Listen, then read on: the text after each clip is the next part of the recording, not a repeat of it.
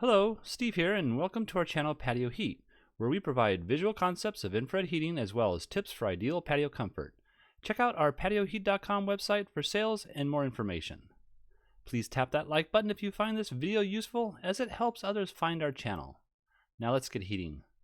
Alright, here we have this residential application. So we have this slope ceiling here. We have a couple of recessed lights up in the top.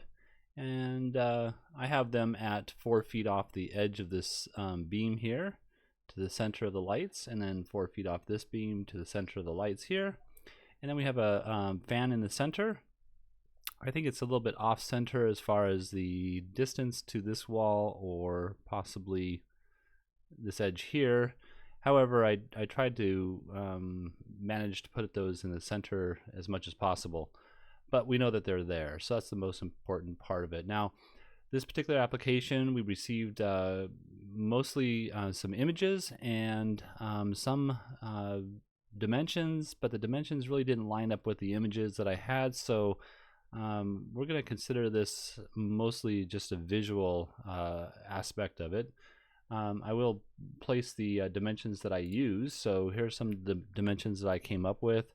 Outside edge to outside edge post, I have 20 feet 6 inches, and then from this wall here to the outside edge of the post here, I have at 10 foot 8 1/4, and then from the wall back here to the outside edge of the post, I have 16 foot 6.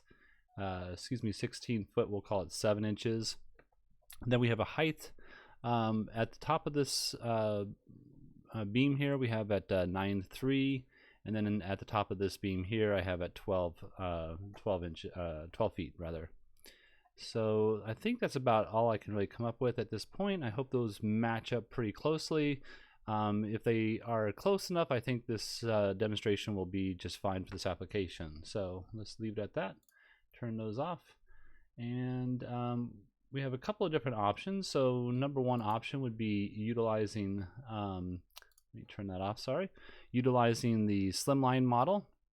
These are slimline 4,000 watt units. I'd place 3 of them within this location. So we have one that is on this edge here, and on that beam, I should say. Sorry about this. And then one in the center, and then the other one over here on this edge over here, this beam here. Now, I've placed this unit and the one behind me here. Let's see if I can show it again. Sorry about that. So this one and this one are lined up together, and what I've done is I've gone 18 inches off of this edge here. The reason I went the 18 inches is because we do have a clearance that we need to meet, and I'd prefer to go about 4 feet off of this edge here. However, I think we're at 3 feet 6 inches, something like that. So it's pretty close, and so it should work out just fine. But again, we need to make sure we meet the clearances to the edge of the heater. So the 18 inches starts from here to the edge of the heater, and then it goes 36 inches down below the heater. That's where the clearances are below the heater. And then we're using the OEM wall-mounted bracket. I have these heaters at a 30-degree tilt. That 30-degree tilt, I should say I have 2 of these heaters at 30-degree tilts. That 30-degree tilt allows that clearance below, and then here's the clearance above. And with the OEM brackets, they say that you can place the heater on a wall, and that would be fine. Now, there is some stipulation about wall mounts. This is not technically a wall mount, but I think the main issue is that you need 24 inches of clearance above the heater. Now, that's because I am interpreting as because of the fact that this 18 inches goes up to about 12 inches, and because we have a slanted roof, we're going to meet those clearances, so that should not be a problem, but you would want to double check before you actually place this into your application. Check with your inspector or city codes, anything of that nature. Now, this particular heater here, I have at 20-degree angle, and you can see we still meet the clearances.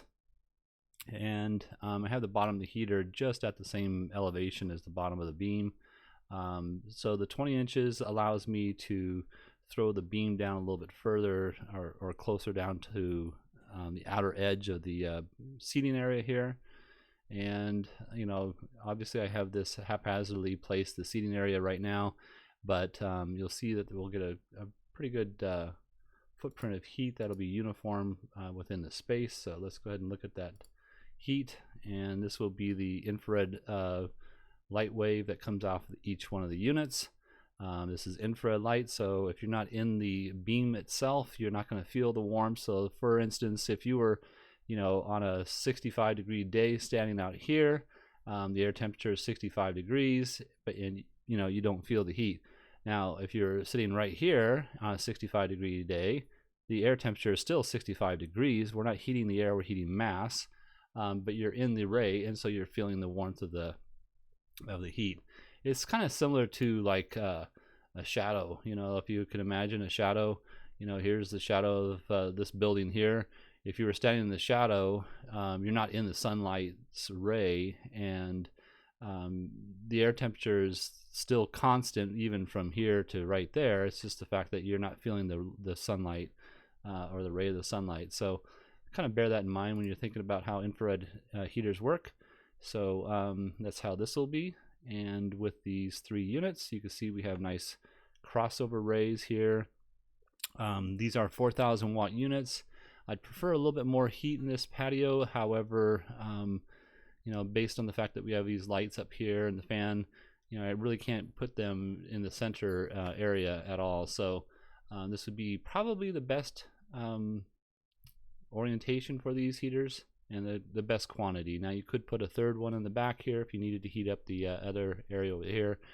The brick fireplace is not non-combustible, so that would be okay. And placing it up against the wall back here somewhere, matching the same location here, would be something that would be probably my preference if you wanted to go with the 4th unit. All right, so let's go ahead and look at the next option. Next option would be placing 2 units, and this is the issue I come up with, is the fact that the lighting is up here. So where would we physically place this to where the heater didn't impede the beam of light coming out of the unit? Now you can see that it's really going to only affect 1 unit here if that's truly the location of the unit, the lights there. So I have these lights at again 4 feet off this edge, straight up. Same with this one here.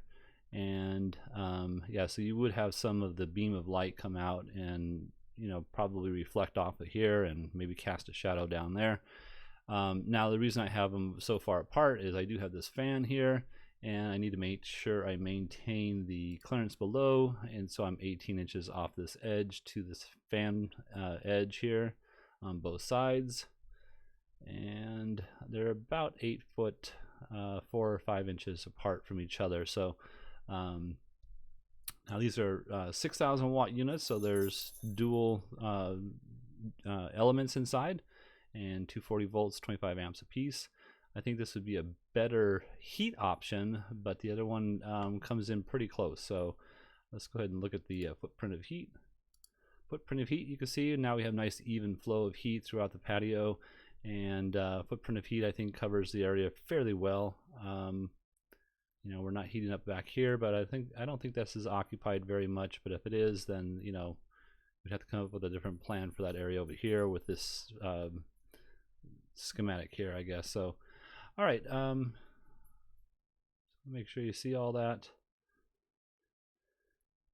And I think that's about it. Well, if you're looking for, oh, and I should say I do have this off-centered, so these heaters aren't centered within the overall span of the patio area itself. I do have them roughly at 4 feet off the edge here to here, I think. So, all right, so if you're looking for some assistance with your outdoor heating application and you would like to see assistance from us, please send your information to designs@patioheat.com. I'm Steve. Thank you very much for watching. Please hit that like button. That's the only way that YouTube will promote our channel, and we thank you very much for doing that. Thank you and have a great day.